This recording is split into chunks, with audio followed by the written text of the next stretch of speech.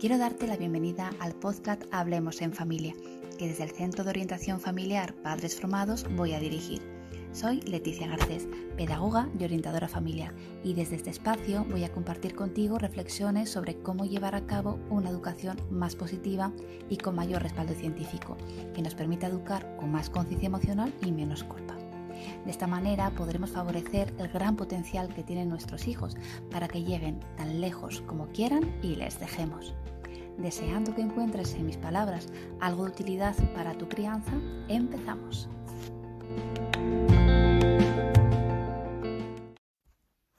Te quiero dar la bienvenida al episodio No quieras ser una buena madre.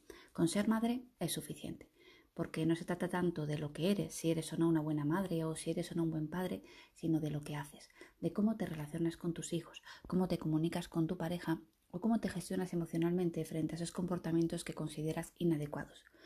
Muchas conductas que tienen los niños tienen que ver con la etapa que están atravesando, tienen que ver con su edad, con su temperamento y con el contexto en el que se están desarrollando. Por ejemplo, un niño con 2 o con 3 años es muy probable que utilice el cuerpo para comunicarse, para marcar límites, para enviar un mensaje como no quiero que juegues conmigo, no quiero que te acerques, no cojas mi juguete. Y por eso pegará, empujará y arañará mucho más fácil que si tuviera 8 años, que en principio cuenta con lenguaje y con más habilidades socioemocionales. Generalmente las conductas nos envían una información, nos dicen cuál es la habilidad social que a ese niño o a esa niña le ha faltado. Si se ha comunicado de una forma agresiva, entendemos que no ha sabido regularse emocionalmente o no ha sabido emplear una habilidad social o una competencia emocional, como puede ser saber escuchar, empatizar o comunicarse de forma asertiva. Por lo tanto, el adulto que está frente a ese niño que se comunica de una determinada manera tiene que ser lo suficientemente sensible como para entender que tiene que corregirle, llamarle la atención, pero de una manera que no le haga sentir miedo, que no le haga sentir inseguro, porque el primer objetivo es crear un apego seguro, es crear vínculos afectivos para que ese niño se sienta bien junto al adulto cuando tiene que aprender algo importante para su vida. Y lo importante no es que ha pegado, sino que ha hecho daño. Lo importante no es solamente la conducta que ha sido agresiva, sino que no ha sido capaz de expresarse de una forma mucho más asertiva. Por lo tanto, cuando hablamos de educar, tenemos que ser conscientes de que las emociones que estamos generando en nuestros hijos son importantes. Las emociones desde donde nos estamos comunicando y relacionando con nuestros hijos son importantes. Por eso la educación consciente es mucho más valiosa que la educación condicional. Veamos la diferencia. La educación condicional, la de toda la vida, la tradicional, la que recurre a estrategias correctivas, la que se apoya en métodos punitivos, la que considera que una conducta, si no es corregida inmediatamente después de haberla cometido, probablemente no vaya a mejorar o a lo mejor el niño se pueda convertir en un adolescente delincuente. Generalmente en la educación condicional educamos desde el miedo, desde la inseguridad y también generamos miedo en los niños, porque cuando tú recurres a una amenaza o a un castigo o recurres incluso en positivo también a un premio, un refuerzo positivo, siempre estás intentando modificar el comportamiento del niño o bien generando una motivación para que repita la conducta a través de un premio o bien generando miedo a través de una amenaza o un castigo para eliminar esa conducta. Aquí lo que estamos consiguiendo son niños obedientes. Obedecen porque quieren conseguir algo o quieren evitar algo, ¿no? Evitar un castigo.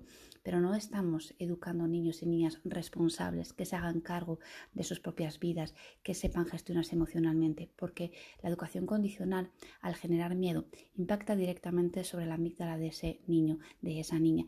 Nosotros con nuestras experiencias estamos configurando el cerebro de ese niño. Nosotros también tenemos un cerebro configurado por las experiencias que hemos tenido de niño.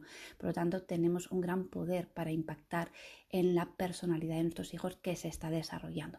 Como bien sabemos, el cerebro madura más allá de los 20 años. No se ponen de acuerdo los neurocientíficos si 20, 24, incluso 34 años para madurar y toda la vida para desarrollarnos.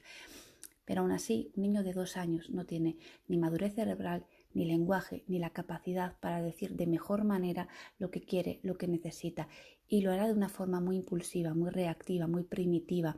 Lo hará de la manera que sabe, que puede, con sus recursos más primitivos, usando el cuerpo.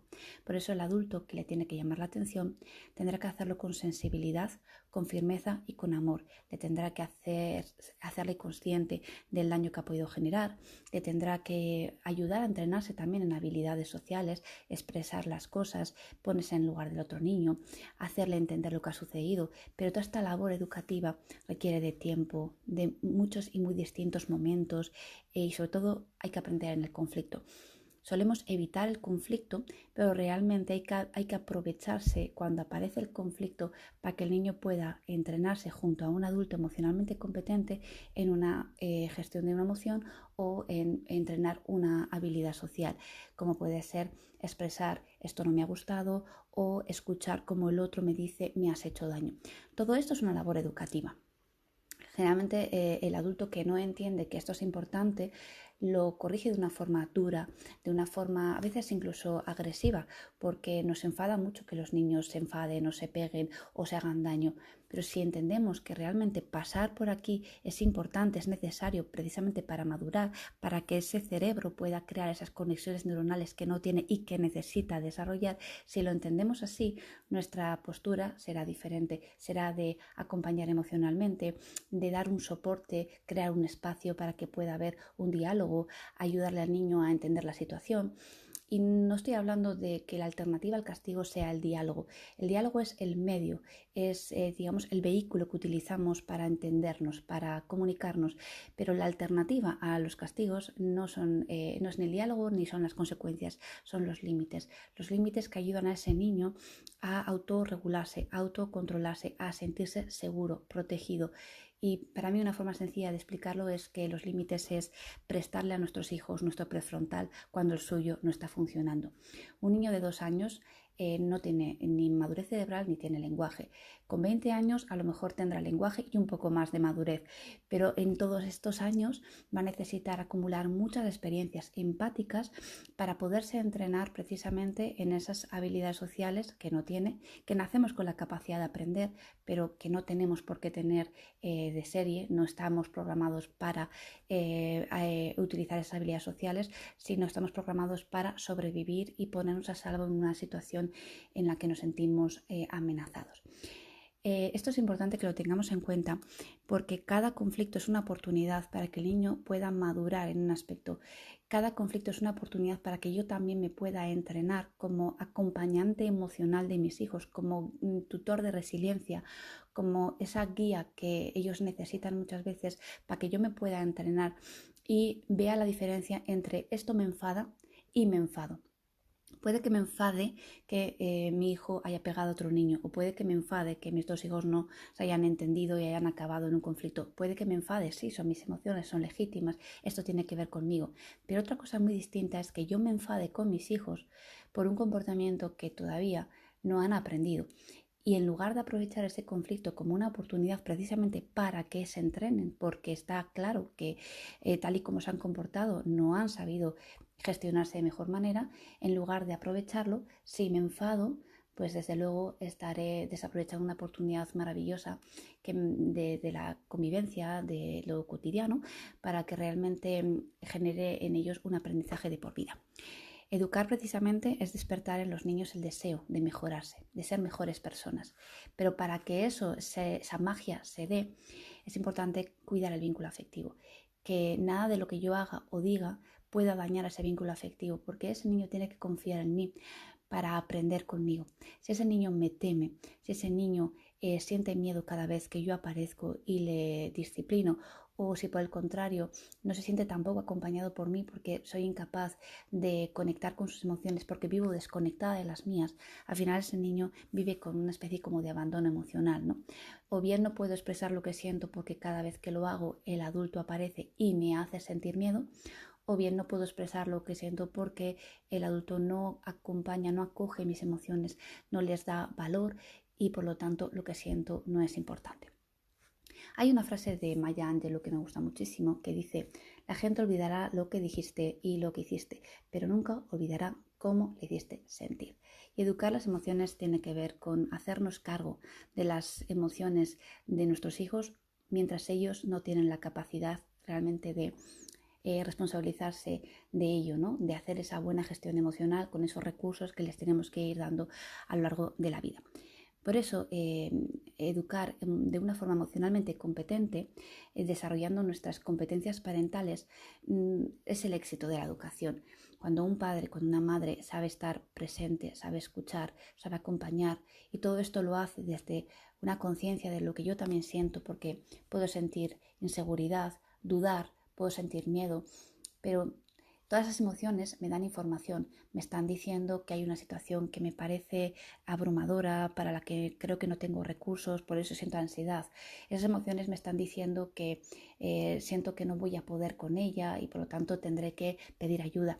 Esas emociones me están diciendo que me siento ante la situación como vulnerable y por lo tanto tendré que valorar cómo me encuentro, si a lo mejor tengo que valorar también los hábitos que estoy llevando a cabo, si tengo una buena salud, si llevo una buena alimentación, si mi vida esté sedentaria y tengo que a lo mejor aumentar un poquito de actividad, de ejercicio, porque estar bien, priorizar el cuidado, el autocuidado, nos permite estar de mejor ánimo, apostar por autoestima y al final padres y madres emocionalmente competentes coincide que son padres y madres con una autoestima bastante equilibrada. Una autoestima que no tiene por qué ser alta, ni estar siempre bien, ni siempre contentos, pero sí conscientes de la responsabilidad que tenemos de cuidar cómo nos sentimos con nosotros mismos, qué relación tenemos con nosotros, qué tanta paciencia nos tenemos, qué tan amables somos con nosotros mismos. Si realmente cuando nos equivocamos o cuando la situación nos supera, tenemos la capacidad de tener una mirada amable hacia nosotras mismas. Y esto es verdaderamente importante porque cuando los padres y las madres son muy perfeccionistas, se autoexigen muchísimo, viven con mayor estrés del que realmente necesitamos para vivir. Por lo tanto, ese estrés que nos sobrepasa hace que toleremos menos a nuestros hijos, les tengamos menos paciencia, nos estimulemos más negativamente, no entendamos por qué a lo mejor ahora están tumbados en el sofá sin hacer nada y eso nos puede enfadar muchísimo, no entendamos que el cerebro del niño pues tiene otras prioridades y generalmente siempre buscan el placer inmediato, les cuesta mucho involucrarse en actividades de concentración, necesitan ese apoyo, necesitan esa supervisión, porque ese cerebro al final tiende a procrastinar y a un poco de divagar. La voluntad, el dominio propio, el esfuerzo se tienen que educar, se tiene que entrenar. Y para eso las familias tenemos que entender que nuestra labor no solamente es cuidar los aspectos físicos, pero también emocionales. Generalmente tendemos a cuidar lo académico y todas las necesidades físicas las cubrimos sin ningún problema, entendemos que nos corresponden, pero las emocionales nos cuestan un poco más, porque no todos los adultos, los que ahora somos padres y madres, quizás hemos tenido una infancia donde se nos ha escuchado, se nos ha ayudado, se nos ha acompañado. Llegamos a la paternidad con una serie de carencias emocionales que quizás no sabíamos que teníamos hasta que nos enfrentamos a la primera rabita de nuestros hijos que nos desestabilizó. Por lo tanto, el ser conscientes que la mochila que traemos, que no nos determina, pero sí nos condiciona, esa mochila la tenemos que abrir y tenemos que preguntarnos, bueno, ¿qué hay dentro de esta mochila? Esta mochila con la que llevo, ¿no? Caminando toda mi vida y llego a la paternidad y veo que me pesa muchísimo, ¿no? ¿Qué hay dentro de esta mochila? Y veré miedos, inseguridades, veré heridas, esas heridas que puede que incluso haya trabajado y crea haber sanado, pero de repente, ¡pum!, se despiertan en la maternidad, porque mis hijos despiertan emociones en mí muy profundas, muy intensas, que otras personas no despiertan.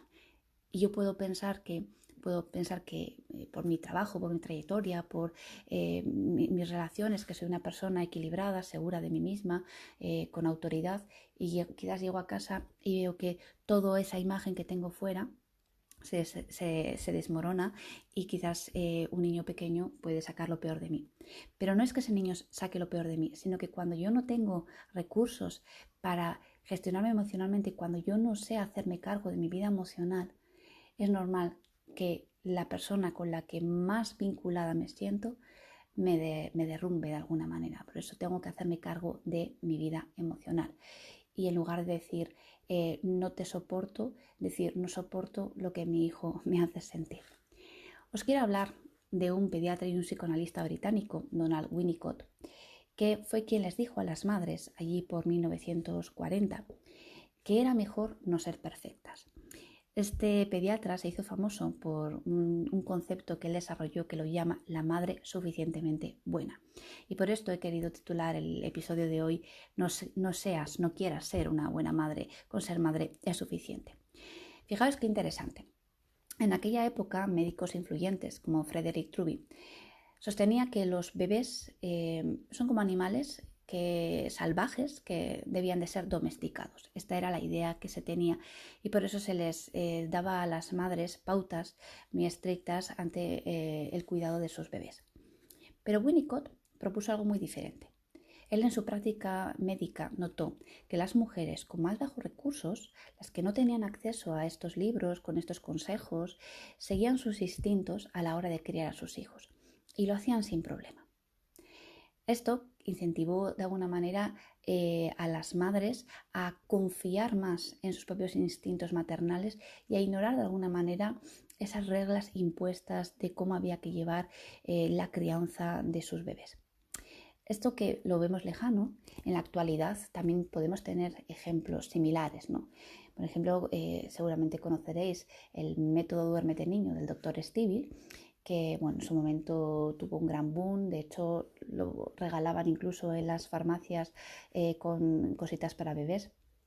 Y muchas madres, muchos padres siguieron ese método a rajatabla, dejando a sus bebés llorar por las noches, desatendiendo esa necesidad que tienen los bebés, que muchas veces no tanto es de aprender a dormir, sino es de sentirme seguro cuando no me puedo dormir. Con ese método muchos niños se cree que aprendieron a dormir, pero no, muchos niños aprendieron a dejar de llamar al adulto, a dejar de demandar, a dejar de pedir ayuda. Eso es lo que aprendieron, no aprendieron el objetivo de dormir, porque de hecho sabemos de padres que observaban que sus hijos estaban en la cunita despiertos, pero ya no lloraban, porque habían aprendido que aunque llorasen, su llanto no iba a ser atendido. Fijaros qué interesante la reflexión que os quiero transmitir. ¿Por qué es importante atender el llanto de un hijo, tenga la edad que tenga? Porque cuando tú atiendes el llanto de un hijo, le estás diciendo, lo que te pasa es importante, tus emociones existen y yo te voy a ayudar a que tú te hagas cargo de ellas. Pero cuando un bebé, en una etapa en la que tiene que desarrollar el apego seguro, en una etapa en la que tiene que aprender a confiar en su figura de referencia, y confiando en su figura de referencia podrá confiar en cualquier persona, ¿no?, cuando vaya desarrollándose. Si ignoramos el llanto porque creemos que tiene que aprender a portarse bien, porque creemos que tiene que aprender a dormir solo o porque creemos que si le hacemos caso nos puede manipular, si estas creencias con las que hemos llegado a la maternidad tienen fuerza en nosotras, probablemente les ignoraremos en un momento en el que más necesitan sentirse arropados, acompañados, sentirse seguros con nosotras, para poder crear ese apego seguro, para poder crear posteriormente esos vínculos afectivos que son necesarios precisamente para que puedan ser disciplinados sin violencia y a través de esa disciplina, de esa enseñanza, puedan desarrollar esas habilidades sociales que no tienen y que van a necesitar precisamente para relacionarse con los demás. Esto que os estoy contando es importante porque después del llanto vienen las rabietas. Y cuando ya no son bebés, son niños, podemos incluso interpretar que realmente a través de la rabieta nos quiere manipular y estas creencias al final están en nosotros. Y yo quiero explicarte algo. Si un niño aprende que lo que siente no es importante, porque cuando lo expresa a través del cuerpo, a través del llanto, que son los recursos que tiene, no es escuchado, no es atendido, irá desarrollándose, adquirirá lenguaje y te contará muchas cosas y te hablará de muchas cosas y compartirá contigo muchas cosas, pero probablemente no compartirá contigo lo que siente, simplemente porque ha aprendido que lo que siente no es importante para ti. Por eso, cuando un niño tiene una rabieta y le ignoramos, creyendo que esa es la mejor manera, el mejor método para que aprenda que a través de la rabieta no te puede manipular, ese niño lo que está aprendiendo no es a no llorar, está aprendiendo a no expresar, está aprendiendo a no confiar en ti para contarte algo muy personal, que es algo que siente, algo que le abruma, algo que le desborda, algo que le invade su interior y que es tan intenso que no sabe ni qué palabras utilizar para decirte lo que siente.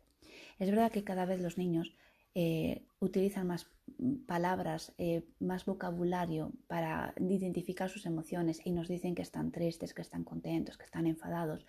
Y bueno, eso también lo aprenden en la escuela y está muy bien. Pero una cosa es que en un momento dado te diga estoy enfadado, está triste, y otra cosa es que realmente quiera compartir contigo un momento nada agradable, porque cuando hay que hablar de emociones displacenteras cuesta, como me han hecho sentir en la escuela, una decepción que he vivido, que no me han invitado a un cumpleaños, que me han elegido el último para hacer un ejercicio, que me he quedado sin pareja, que en el autobús no se han querido sentar conmigo. Todo eso que al niño le hace sentirse inseguro, que mina su autoestima, que le genera dolor, necesita compartirlo con alguien. Pero el vehículo para poder transmitir ese dolor son las palabras. Las palabras que van acompañadas de tanto dolor no salen.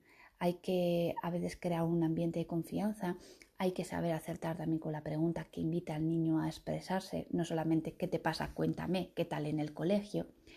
Se tiene que crear un ambiente de confianza, porque el niño tiene que hablar de algo que le ha dolido muchísimo y que aunque tenga vocabulario es difícil elegir las palabras para realmente poder transmitir todo eso. Si no existe un apego seguro, si no existe un vínculo afectivo, si durante la etapa infantil ha sido ignorado cuando se ha expresado a través de una rabieta, para el niño va a ser muy difícil compartir contigo algo muy doloroso. Por eso os quería transmitir lo importante que es saber acompañar emocionalmente a nuestros hijos en momentos muy intensos como una rabieta, como un conflicto, cuando está llorando o cuando está viviendo una situación difícil. Porque de ese acompañamiento emocional, ese cerebro va configurando las conexiones neuronales que necesita, va entrenándose para la regulación emocional y sobre todo va interiorizando que lo que siente es valioso porque sus padres le dan valor, que lo que le pasa es importante porque sus padres le ponen atención. Y hay que diferenciar entre atender el llanto, porque entiendo que en ese momento él no tiene la capacidad para regularse, y lógicamente darle lo que me está pidiendo a través del llanto. Hay que diferenciar entre llora, tiene una rabieta, está pasando un mal momento y le doy mi atención y le escucho y le doy acompañamiento y estoy presente para que lo que yo hago le pueda ayudar a calmarse, ¿vale? Porque al final yo le aporto algo de calma, pero es el niño quien se tiene que calmar. Y otra cosa es que yo le dé lo que me está pidiendo a través del llanto. Hay que diferenciar entre lo que el niño necesita y lo que el niño desea.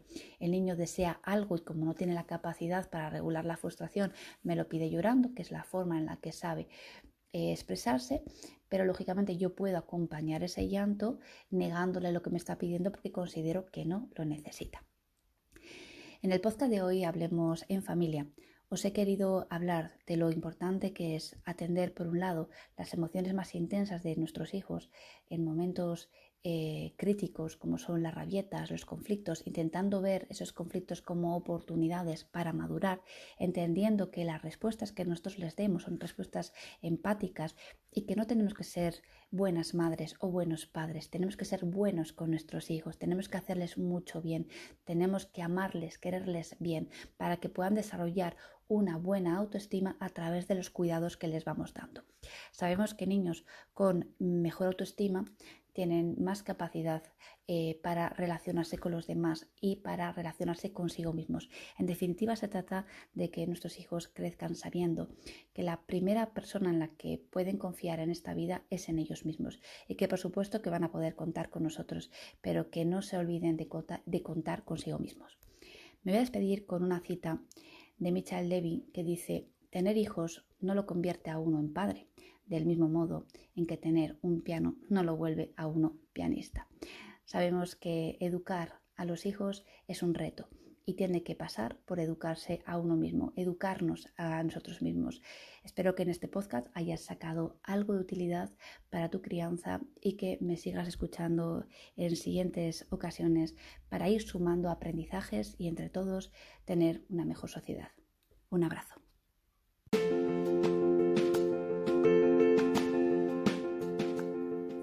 Acabas de escuchar un episodio del podcast Hablemos en Familia. Soy Leticia Garcés y espero haberte ayudado a reflexionar un poco sobre la crianza que quieres llevar a cabo. En la web de padresformados.es encontrarás más información.